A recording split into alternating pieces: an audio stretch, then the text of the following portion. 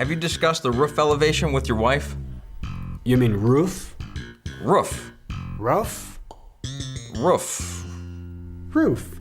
Roof, rough. Hey, what am I, a dog? Hey, go get my leash. Take me for a walk. Long as you're happy.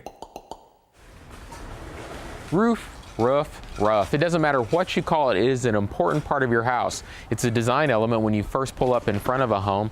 Plus, it's also a structural element. Without the roof, the walls will not stand up. Your house isn't designed that way. It's got to have a roof on top of it. And it's also the weatherproofing element on your house. It keeps out all that rain, hail, and snow, so it's very, very important. Now, as far as design and how you build the house, a lot depends on the actual pitch that you pick for your roof.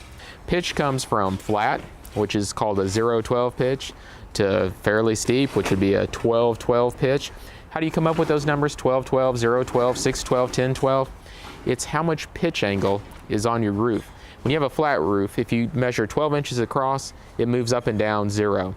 When you have a 6-12 pitch, if you'd measure 12 inches across on your roof, it would fall 6 inches. When you have a 12-12 pitch, if you measure 12 inches across your roof, it comes down 12 inches before you hit the roof again. That'd be a 45-degree angle. Now, occasionally you even see them steeper than that, but normally most roofs nowadays goes from 6-12 to about 10-12, running that angle.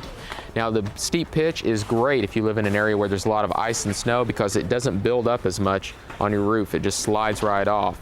The 6-12 pitch, what's great about that, it's less expensive because the less pitch, the less area that you actually have to shingle. The more pitch you have, the more lumber you're actually going to have to build your roof with, so a lot more shingles. Now, the flat roofs, people use them sometimes where there's areas where there's very moderate rainfall and where there's very, very moderate snowfall, maybe in Arizona or Southern California. But as far as most homeowners, you're going to be somewhere between a 6-12, 8-12, and a 10-12. When it comes to the design or the look of your roof, boy, there's a lot of choices there. Like here we have a gable projecting out for some bedrooms on the front of this house. It adds a lot of variety to the roof line, so it's really pleasant to the eyes when you first pull up. But like I said, the choices are endless. Let's take a walk around the neighborhood and look at some of the variety. Now, I mentioned a gabled roof. That's a roof where two sides slope towards one another over a vertical wall.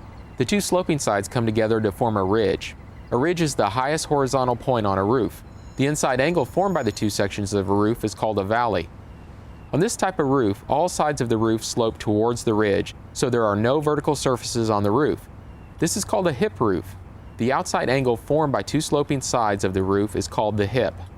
Roofs nowadays come in all shapes and designs, and it's pretty common to find a combination of design elements in a single roof, so you can let your imagination run free when it comes to the design of a roof on a new home. Well, your design choices for a roof are limitless, but always remember, the steeper the roof is, the longer it's going to last in bad weather. The snow and the water will fall off of it and your shingles will have a longer life. But it's also going to take a lot more shingles and a lot more material to build that roof because the steeper it is, the more area you have to cover. If you'd like more information about picking out the right roof for your house, contact us on the internet at michaelholligan.com.